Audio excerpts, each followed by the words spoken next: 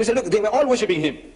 But at no time do we hear that they ever worshipped him as a people instead of worshipping God. He's telling you, come worship God, the Father in heaven. He's the only God. He's the real God. Yes, yes, you can answer that. You go to the mosque. Go to the mosque and see how they worship. This is... Hello guys, you're welcome back to my channel. Hope you guys are feeling good. My name is Bike Crown. So a Christian tries so much to trick Ahmed Deedat, but this happened. So let's check it out. I must admit that you know the scriptures very well, but you don't understand them. Mr. Deedat, I don't proclaim to have to answer your questions, but I would like you to explain two questions. I'd like you to explain two issues, to me, and that is the first one.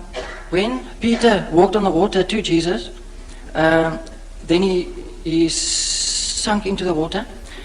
Jesus stooped down to help him, and then when they both got into the boat, according to the Bible, it says that they worshipped him in categorical English. You, on previous lectures recently, said and explained it away that Thomas exclaimed, "Oh, my Lord and my God," in a way of getting a fright. But in a case like that, I'm sure that Jesus would have rebuked him, knowing the law of the commandments, don't take the name of your God in vain, because that would be clearly taking God's name in vain. Would you kindly just explain it to me? There was nothing about Peter worshipping Jesus. You see, this word worship, you open your new Bible now, New Bible, you'll find a different word for worship. You'll open the RSV, you'll find a different word for worship. You see? Right, but what are the alternative, what are the synonyms used for worship? And everyone is worship. Right. Now to the Jew, if the Jew worshipped Jesus, you see, that means all the disciples were worshipping him. If Peter worshipped him, then all the other disciples likewise must be worshipping him, because Peter was the leader of the disciples. But we find nowhere the disciples ever prostrating before Jesus at any time. The 11 or the 12 worshipping him. Worshipping him means that you are our God. You see, this word worship, you ask the Roman Catholic. Look, they have a good knowledge of the scriptures. They claim an unbroken chain of popes from 1 Peter to today. Now you ask them how many types of worships are there. And they'll tell you there are 3 different types of worship. Right? You say about your sweetheart, your fiancée says, I worship her. But when you say you worship her, you mean you love her extremely, beyond measure. But you're not taking her for a goddess. Look, this is an expression we use commonly. It says, you're worshipping the guy. It says, money my God, woman my guide, says the Frenchman. We say you are worshipping money, you're worshipping women. But you don't say money is my God, or you don't say woman is my God. But you use the word worship. Worship is an extreme form of love. He must have been very much humiliated, and in lovingness, he must have embraced the man, which according to your King James version has used the word worship. But now if he was worshipped as God, that would be something. He said, no, look, he is our God. Then he must say so. Then we say, look, they were all worshipping him. But at no time do we hear that they ever worshipped him as a people instead of worshipping God. He's telling you, come worship God, the Father in heaven. He's the only God. He's the real God. No time did he say, I am God, worship me. Did he? At any time, if he said, look, I am God. Yes, you can answer that. If he said, if he said, I am God, this is the claim I made, I think. No good. You see, I made a claim, very simple, straightforward. If you can show me in your Bible any version where Jesus says, I am God, or where he says, worship me. Simple English I'm speaking. Where he says, I am God, I said, I'm prepared to accept him as God. If he says, worship me, I'm prepared to worship him. He must say, not Peter, not James, not Paul. He must say, I am God. He must say, worship me. Because if he is God, my salvation depends upon that. And I don't want to go to hell. I want to follow him. Now that is just, may I interject you there? That's the very point of issue there. Now you are describing mannerisms of worshipping where the Bible doesn't elaborate on it all. Jesus does. But the fact remains is, the disciples worshipped him in the boat. And he allowed it. And that's all it says. Jesus showed you how to worship. In the Garden of Gethsemane, if you remember, he said he went a little further and fell on his face and prayed to God. Yes, didn't he? I set you an example. With respect is, you are reading words into the Bible. You find that verse in Matthew. And he went a little further. Except the fact that he dropped down on his face and so on. But that makes no eyes. The fact remains the disciples didn't worship him. Remember, how did the Jews worship? Look, if you want to know the Muslims how they worship, you go to the mosque. Go to the mosque and see how they worship.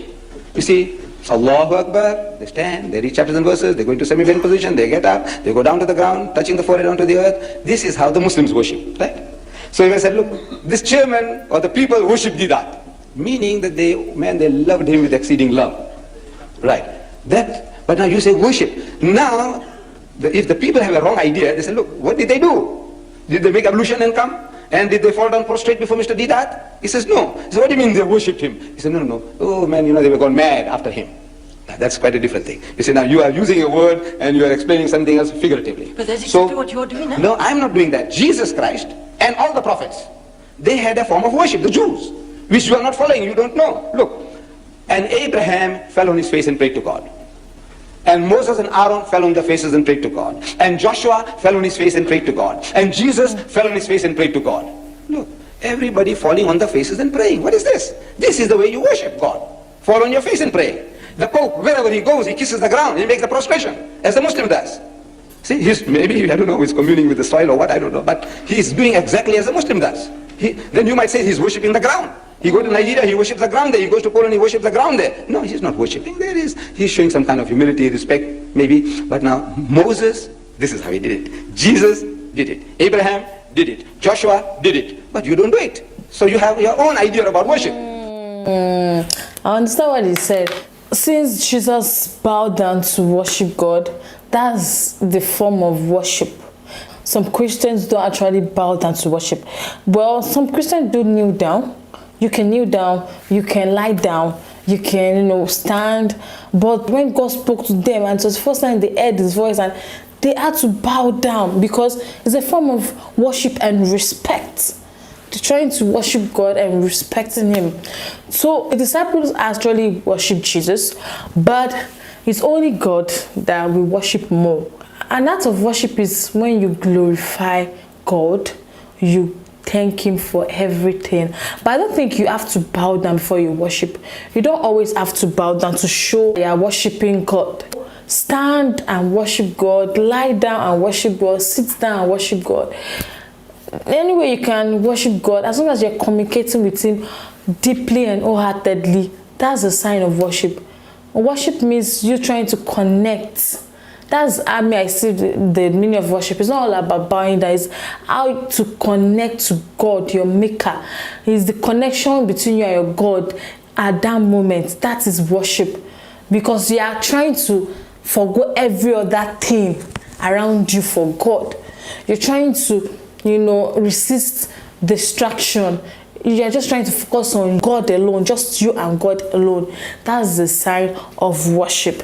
And I understand this pastor is just trying to say that since the disciples worship Jesus, then Jesus is God. Even in churches, we glorify Jesus, we praise Jesus, we thank you for everything he has done. Thank you so much for watching, guys. Don't forget to smash that subscribe button for more. Like, share, comment. I'll see you in the next one. Bye.